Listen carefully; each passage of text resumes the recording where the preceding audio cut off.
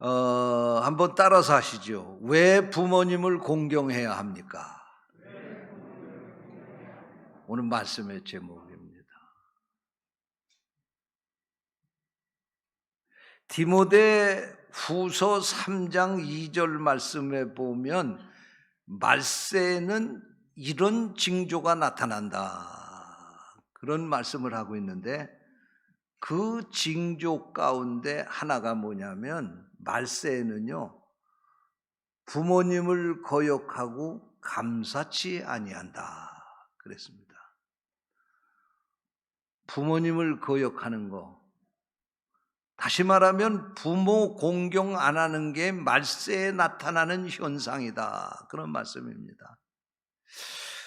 사실 제가 어렸을 때만 해도요, 부모님들이 자식들에게 가르친 얘기 가운데 많은 얘기가 어른 보면 인사 잘해라, 버스 타도 어른들 타시면 자리 얼른 양보해 드려라, 그리고 시집장가 가는 자녀들에게는 부모 공경 잘해야 복 받는다. 오죽하면 딸한테 시집을 보내면서 너 가서 시집살이가 아무리 맵고 힘들어도 벙어리 3년, 장님 3년, 기머거리 3년 그렇게 살다가 보면 그 시집살이가 견뎌낼 수 있다. 절대로 보따리 싸가지고 친정으로 오지 말고 가가지고 시부모님 잘 모시고 살아야 복 받는다, 그렇게 가르쳤어요. 그렇죠? 근데 요즘에는 그렇게 가르치는 부모도 없을 뿐만 아니라 부모님 모시는데 시집 간다고 그러면 그 친정집 부모가 앞장서서 너 거기 시집 가면 고생한다고 못 간다고 그러고 뛰어말릴 거예요. 사실 요즘 세상에서 보면은 효도다, 부모 공경원이라 하는 이런 얘기는 우리 세상에서는 벌써 잊어버린 단어가 되고 말았어요. 박물관에나 가야 찾아볼 얘기고, 저 옛날 서적이나 뒤져야 찾아볼 얘기고, 그리고 우리 부모가 자식들에게 부모 공경해라 그 얘기를 하면 우리 부모도 늙었구나 그리고 무시해요. 우리가 그런 세상에서 살고 있습니다. 그래도 부모 공경을 해야 될 줄로 믿습니다. 왜 우리가 부모 공경을 해야 되느냐? 첫째로 따라서 하세요. 부모 공경은 하나님의 명령입니다. 그래서 우리가 부모 공경해야 돼. 오늘 읽은 본문 말씀에도 보면 부모 공경하라고 하나님께서 우리에게 명령하셨어요. 또 에베소서 6장 1절부터 2절까지의 말씀을 보면 자녀들아 주 안에서 부모에게 순종하라, 이것이 옳으니라. 네 아버지와 어머니를 공경하라, 이것은 약속 있는 첫 계명이라고 말씀을 하셨습니다. 여러분, 그래서 종교개혁자 말틴 루터는 부모는 세상에서 하나님의 대리자이다, 그러므로 부모를 공경하지 않는 것은 하나님을 공경하지 않는 죄와 버금가는 무서운 죄를 짓는 것이다, 그렇게 말했어요. 우리 성도들 부모 공경 잘 하시기를 주님의 이름으로 축원합니다. 그런데 부모 공경을 하게 되는데 우리는 부모 공경의 조건을 붙여요. 우리 부모님이 내게 해준 게 뭐 있어서 부모 공경을 하라고 하느냐? 남들은 재산으로 무슨 집도 주고 땅도 주고 그랬는데 나는 부모 잘못 만나서 평생 집 한 칸도 장만하지 못하고 이렇게 고생하며 사는데 뭐 부모 공경하게 내한테 해주신 게 뭐 있냐? 남들은 부모 잘 만나서 대학 가고 외국 유학 갔다 왔는데 나는 고생해서 고학하듯이 공부했는데 내가 부모 공경해야 될 이유가 뭐 있느냐? 그리고 핑계하는 이들이 있어요. 천만의 말씀입니다. 성경에 부모를 공경하라고 하는 이 말씀 앞에는 어떠한 수식어도 없습니다. 그냥 너희 부모기 때문에, 너희 아버지 어머니기 때문에 공경하라고 하셨지, 너희 부모가 너희들에게 잘했기 때문에 공경하라는 말씀이 없습니다. 너희 부모가 너에게 좋은 부모이기 때문에 공경하고, 악하고 모진 부모이기 때문에 공경하지 않아도 된다고 하는 그런 말씀이 성경에는 없습니다. 그냥 네 어머니와 어머니와 아버지이기 때문에 공경해야 된다, 그런 말씀입니다. 부모라고 하는 그 자체가 공경을 받아야 될 존재라고 하는 말씀입니다. 여러분, 하나님은 부모를 통해서 우리가 이 땅에 태어나게 하셨고, 부모님의 온갖 희생을 통해서 오늘 내가 된 것입니다. 그러므로 하나님을 사랑하고 믿음 안에 사는 사람들이라고 하면 부모 공경의 이 도리를 잘 해야 될 줄로 믿습니다. 요한일서 4장 20절 말씀에 보면, 보는 바 네 그 형제를 사랑하지 아니하는 자는 보지 못하는 바 그 하나님을 사랑할 수 없느니라, 그렇게 말씀하셨습니다. 이 말씀은 바꿔서 말하면, 보는 바 네 부모를 사랑하지 아니하는 자는 보지 못하는 바 하나님을 사랑할 수 없느니라 하는 이 말씀과 같은 말씀인 것입니다. 여러분, 눈에 보이는 부모님을 잘 공경하는 것이 보이지 않는 하나님을 공경하는 것임을 믿으시기 바랍니다. 이 부모 공경은 해도 되고 안 해도 되는 것이 아니라 반드시 해야 되는 하나님의 명령이라고 하는 사실을 믿으시기 바랍니다. 소록도에서 목회하던 어떤 목사님이 감동적인 간증을 한 것을 읽은 적이 있습니다. 그 내용은 이렇습니다. 어느 날 70대 중반의 한 노인이 목사님에게 찾아오셔서 자신도 이 소록도에서 살게 해달라고 통사정을 하더라는 것입니다. 그 노인이 이 소록도에서 살고자 했던 이유는 이런 것이었습니다. 그때로부터 40년 전에 자녀들 중에 한 아들이 나병에 걸리게 되었다고 합니다.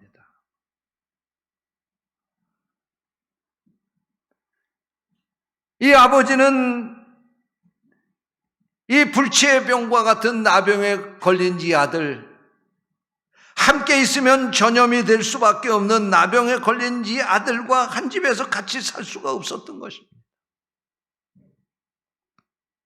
그래서 아버지가 이런 생각을 했습니다.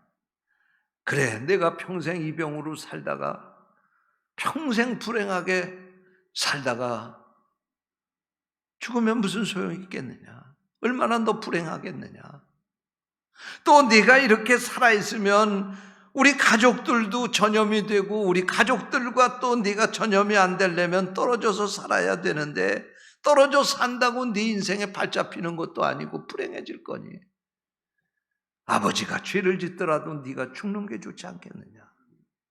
그래서 생각을 하고 그 아들을 데리고 산으로 올라갔어요. 산으로 올라가서 아들이 뒤돌아 있는데 아버지가 뒤에서 큰 돌을 집어서 그 아들을 죽이려고 아들에게 던졌습니다. 그런데 용케 그 아들에게 그 돌이 맞지 않고 정말 죽을 수밖에 없는 그 순간에서 기적적으로 그 아들이 목숨을 건질 수가 있었습니다.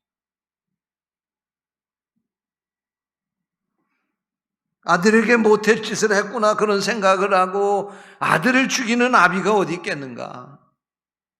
그래도 이 아들을 그냥 살려놓으면 서로가 다 불행해지게 되니까, 그래, 내가 데리고 같이 죽어야 되겠다, 그렇게 생각하고 깊은 바다로 아들을 데리고 갔습니다.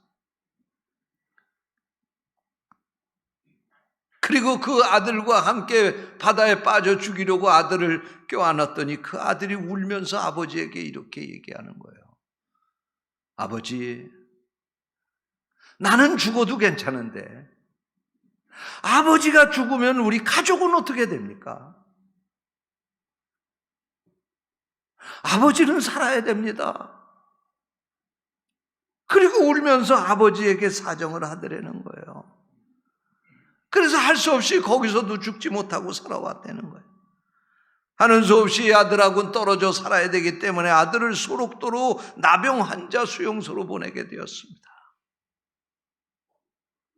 그리고 나서 그 가정에 태어난 9남매 자식들을 아버지는 잘 키웠습니다. 다 공부시키고 이제 나이 먹어서 자기 있는 재산도 자녀들에게 다 나눠줬습니다.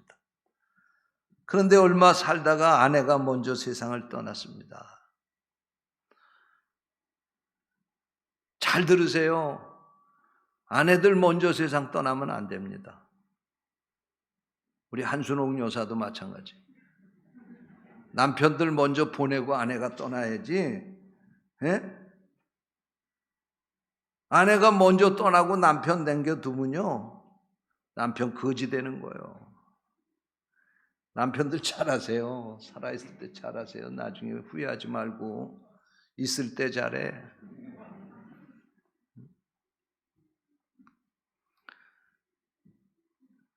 어떤 아내가 그러더라고요. 목사님, 우리 남편은요, 내가 먼저 죽으면 큰일입니다. 왜 그러냐 그랬더니 라면도 못 끓여 먹네요. 그래서 제가 그랬죠. 라면 못 끓여 먹을 게 어디 있어. 요새는 끓여 먹을 필요도 없어. 뜨거운 물만 부으면 되는데.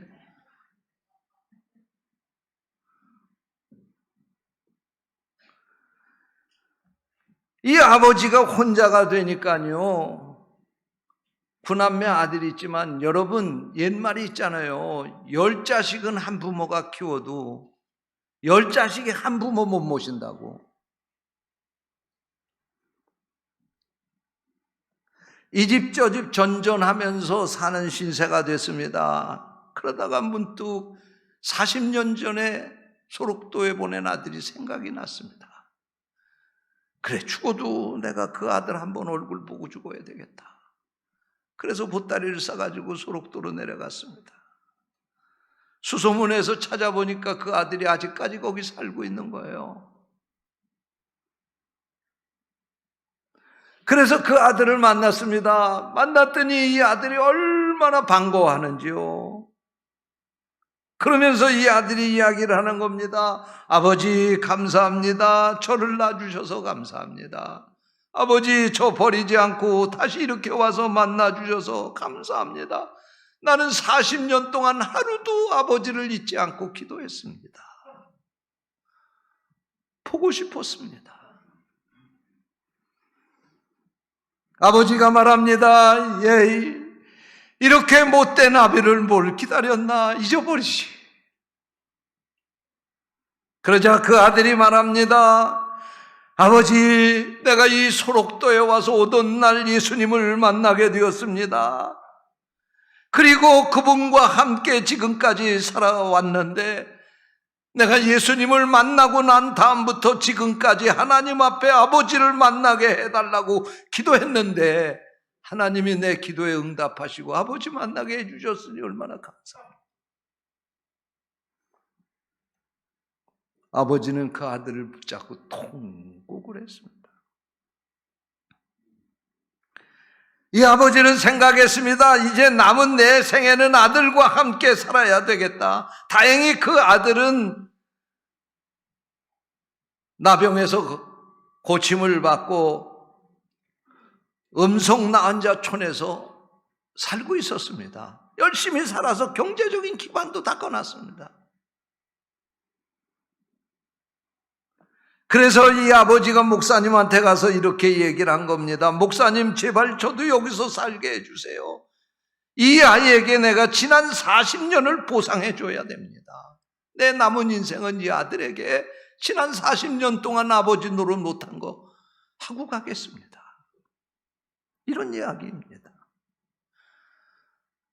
저는 이 이야기를 읽으면서 참으로 가슴이 먹먹해졌습니다.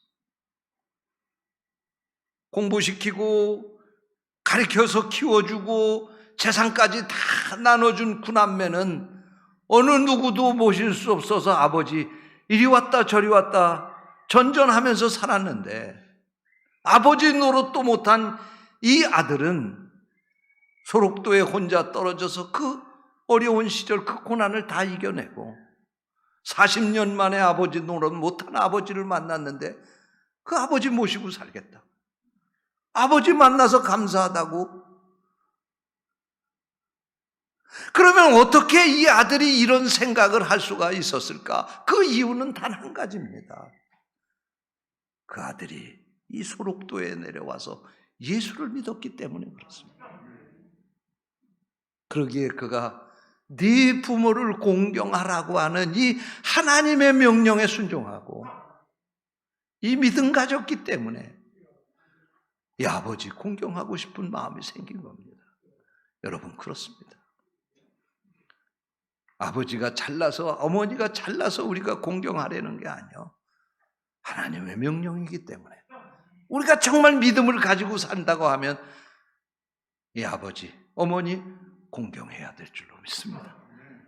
이 하나님의 명령 앞에 부끄러움 없이 사는 성도들 되시기를 주님의 이름으로 축원합니다. 둘째로 왜 부모를 공경해야 됩니까? 한번 따라하세요.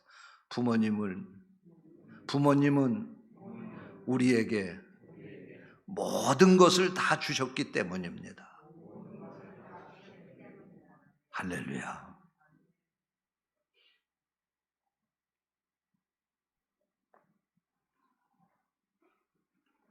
제가 지금 읽어드리는 이 글은요, 우리나라 유명한 암 전문 의사가 자기의 참회 고백을 눈물을 흘리면서 했던 그 글을 여러분들에게 한번 읽어드리고 싶어서 제가 여러분들에게 읽어드리겠습니다. 한번 잘 들어보시기 바랍니다. 어린 시절 나는 가난이 싫었습니다. 그래서 언젠가는 이 가난을 벗고 말겠다고 다짐하며 열심히 공부했습니다. 저희 부모님은 막노동을 하셨는데 막노동을 하던 중에 철근에 깔린 어머니를 구하려다가 아버지는 돌아가시고 어머니는 한쪽 다리를 잃었습니다. 그때부터 어머니는 나무를 캐고 다듬어서 시장 한 귀퉁이에 쪼그리고 앉아 나무를 팔아 가족의 생계를 이어갔습니다. 나는 그런 어머니가 마음에 들지 않았습니다. 어머니는 그렇게 힘들게 번 돈을 내게 주셨습니다. 나는 그것이 싫어서 때로는 뿌리치고 달아나곤 했습니다. 나는 잘 먹고 잘 입지는 못했지만 어머니의 희생으로 살아갈 수 있었고 그 때문에 나는 악착같이 공부를 했습니다. 그래서 부잣집 자식들보다 공부를 더 잘하는 편이었습니다.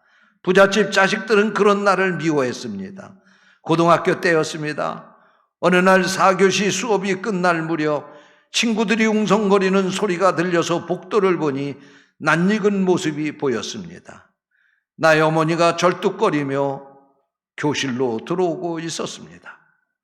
어머니는 시장에서 팔려고 다듬은 나물 한 봉지를 손에 들고서 담임 선생님을 찾아오신 것입니다.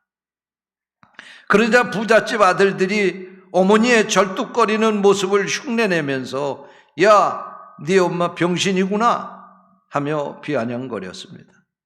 순간 교실에 있는 아이들이 와 하며 깔깔대며 조롱하는 투로 웃었습니다. 나는 참을 수 없어서 부잣집 아들을 정신없이 두들겨 패 주었습니다. 그리고 수업을 마치고 집으로 가는데 잘 차려입은 아주머니와 부잣집 아들이 우리 어머니에게 소리를 지르며 호통을 치고 있는 것이었습니다. 아니, 애비 없는 자식은 이래도 되는 거야? 못 배우고 없는 티 내는 거야? 뭐야? 자식 교육 좀 잘 시켜. 어디 감히 우리 귀한 자식 얼굴을 이렇게 만들어 놓는단 말이야? 어머니라는 작자가 병신이니 자식 정신이 온전하겠어? 부잣집 아주머니가 내뱉은 듣기 거북한 말을 듣고서 어머니는 연신 죄송하다고 머리를 숙이고 있었습니다. 나는 어느 것 하나 당당하지 못한 우리 어머니의 모습이 싫었습니다. 그래서 차라리 어머니가 없으면 좋겠다는 생각까지 했습니다. 그런 나에게 어머니는 그런 고생을 하면서 수업료를 꼬박꼬박 챙겨주셨습니다. 다음 날 학교에 갔더니 담임 선생님이 조용히 나를 불러 말씀하셨습니다. 네 어머니에게 잘해드려라. 너를 위해서 얼마나 고생하시는 줄 아느냐? 그리고 어제 어머니께서 주신 나물 맛있게 먹었다고 전해드려라. 그 후 17년 세월이 흘렀고 나는 의사가 되었습니다. 사랑하는 사람과 만나 가정도 이루었습니다. 병원도 개업하고 너무 풍요로운 생활을 하면서 나는 어머니를 잊고 살았습니다. 솔직히 잊고 싶었던 것입니다. 어머니에게 매달 생활비를 보내드리기는 했지만 한 번도 찾아가지 뵙지는 않았습니다. 그런데 어느 날 병원 일을 마치고 집에 오는데 우리 집 앞에서 한 노인과 우리 집 가정부 아주머니가 싸우고 있는 것이었습니다.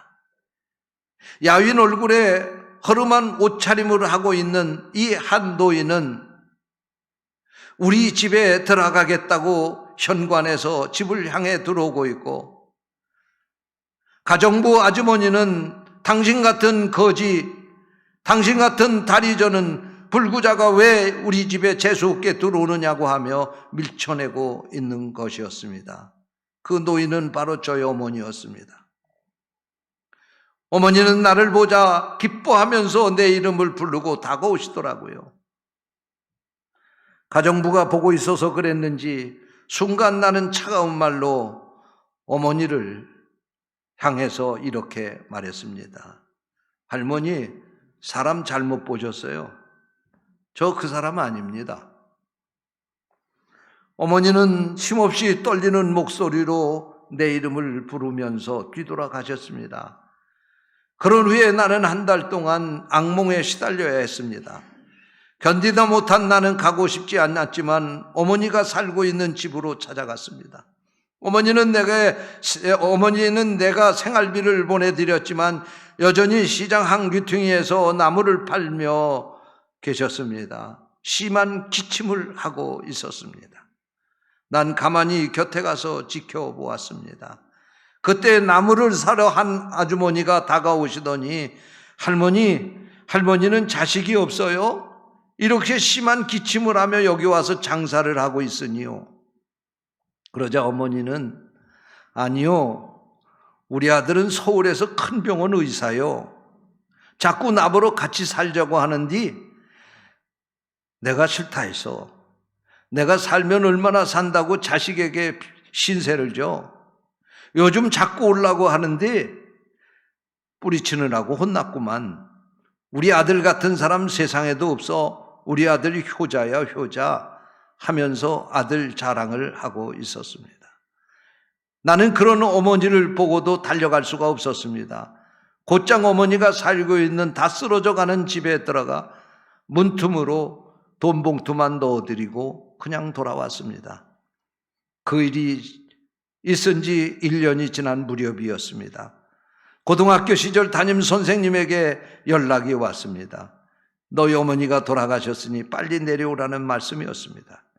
집에 가보았더니 선생님이 혼자 계셨습니다. 선생님은 저에게 아무 말씀도 없으시다가 잠시 후에 저에게 이리 와서 잠깐 앉으라. 그리고 선생님은 나에게 어머니가 쓰시던 낯익은 보따리를 주시면서 풀어보라고 하셨습니다. 보따리를 풀어보니 그 속에는 돈이 들어 있었습니다. 이거 돈 아닙니까?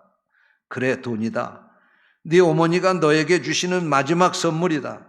그동안 네가 돌아오면, 그리고 혹시나 네가 성공하지 못하면 다른 사업이라도 할 수 있도록 그동안 한 푼 두 푼 꼬박꼬박 모아두신 돈이란다. 너 하나 믿고 무슨 미련인지 이것을 떠나지 못하고 너를 기다렸단다. 너에게 잘해주지 못해서 항상 미안해 하시더구나. 내가 가끔 네 어머니의 말동무가 되어드렸는데 나에게 네 어머니의 유언을 전하도록 부탁하셔서 네게 말하는 거다. 네가 의과대학에 다닐 때 네 어머니는 암에 걸리셨는데 그것을 알고도 네 학비를 대기 위해서는 병원에 입원할 수 없다고 가지 않으셨단다. 그리고 내가 암 전문의가 의사가 되어서 명성을 날리게 되자 네 어머니는 마지막이라도 너를 보고 오겠다고 서울로 가시더니 얼마 있다 곧 집에 내려오시더라. 선생님의 말씀을 듣는 동시에 나는 심장이 멎는 것 같았습니다. 은혜를 모르는 배은망덕한 자신을 도저히 용서할 수가 없었습니다. 허울 좋은 인간의 가식에 머리를 둘 수 없었지만 어머니의 얼굴이 보고 싶어졌습니다. 어머니의 영정을 바라보았습니다. 어머니는 잔잔한 미소로 이 불효자식을 바라보고 계셨습니다. 저는 부모님께 용서를 빌었습니다. 어머니, 아버지, 이 불효자식을 용서해 주십시오라고 말입니다.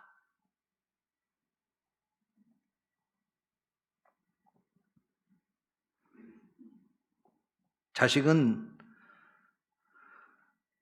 자기의 요구대로 부모님이 다 못해준다고 생각하지만 어떤 부모님이 할 수 있는데도 불구하고 자식의 요구를 들어주지 못하겠습니까? 못해준 거 그게 최선 아니겠습니까? 자식은 부모가 안 해준다고 불평하지만 부모는 자식의 암 전문 의사의 명성을 떨치고 있는 유명한 의사임에도 불구하고 자기 암 고쳐달라고 자식한테 내놓지 못하고 그 암으로 죽었습니다. 이것이 우리 부모님입니다. 부모를 누가 나쁜 부모, 좋은 부모로 나눌 수가 있겠습니까? 부모는 그 자체가 좋은 것 아니겠습니까? 나에게 모든 것을 내어주신 부모님께 잘하십시오. 부모님 공경하십시오. 그리고 후회하지 않는 자식들 되시기를 주님의 이름으로 축원합니다. 기도하겠습니다. 하나님,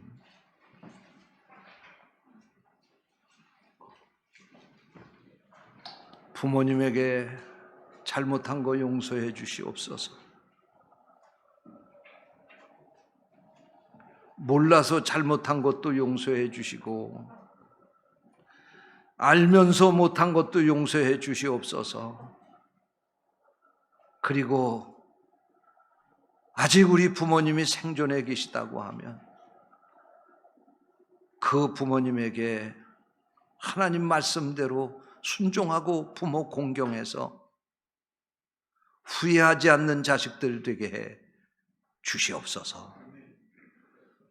우리의 힘과 능력으로는 할 수 없지만 하나님 우리에게 믿음 주시고 능력 주셔서 하나님 말씀 순종하며 살도록 도와 주옵소서. 주님의 이름으로 간절히 기도하옵나이다. 아멘.